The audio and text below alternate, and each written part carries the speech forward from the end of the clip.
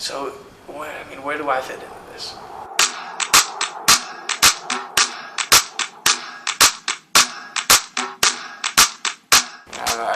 I'm in college right now.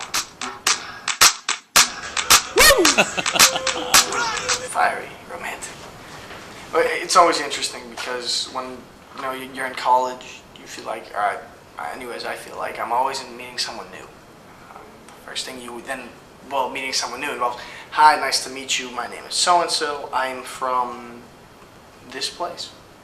It's really interesting because it's always the two things that really comprise the first meeting, the first real slice of getting to know someone. And for me, both of these have been kind of an issue, curiously enough. And it's hi, nice to meet you. My name's Andres. It's kind of a different one around here anyway. First thing you can get from it is bam. Okay, well, Andres, that's foreign. It's Latin. Latin, Romance language. Curiously tells, if you get to know me better, it'll tell you a lot more about me.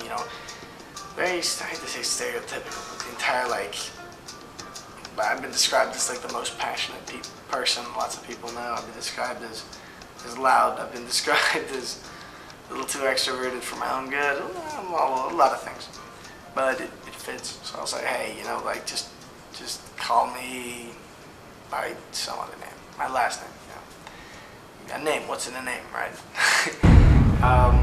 What's in a name? Good name in man and woman, dear my lord, is the immediate jewel of their souls.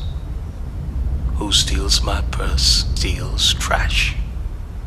'Tis something, nothing.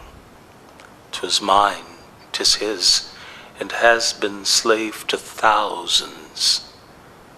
But he that filches from me my good name robs me of that which not enriches him, and makes me poor indeed. Othello. Shakespeare. Then there's the where you're from bit. It's a tricky one. I was born in exile during the Nicaraguan Revolution. Had I come from a less political family, I would have probably not felt so attached. But the fact that we had to move because there were death threats, because of former ties to the old non-revolutionary regime, it kind of gets to you. I read about it in the history books. That's why we had to leave. So Nicaragua, Peru, Dallas. I've studied in Spain, been to France, been all over the place. Spent a lot of time all over the place.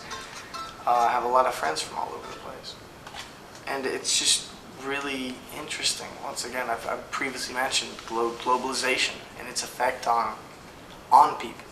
Not more than just economic, more than just political.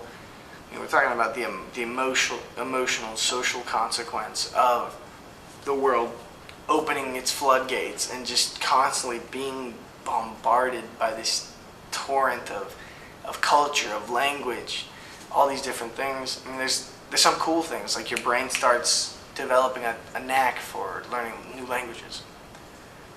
Even though you're only hearing bits of conversation, your ear will tune in on something, home in, and bam, you'll learn a new word or phrase.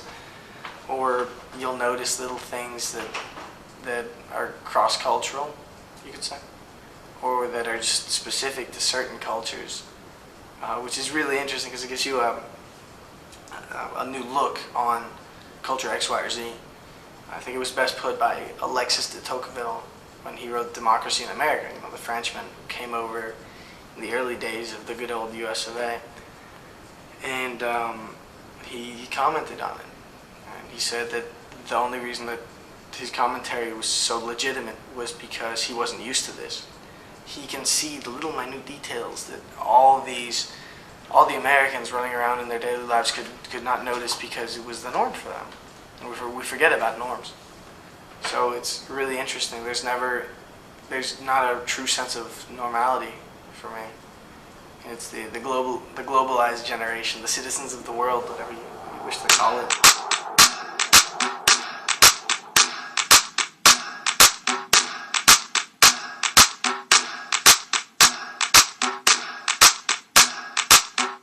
There is something about a name, a rose by any other just as sweet.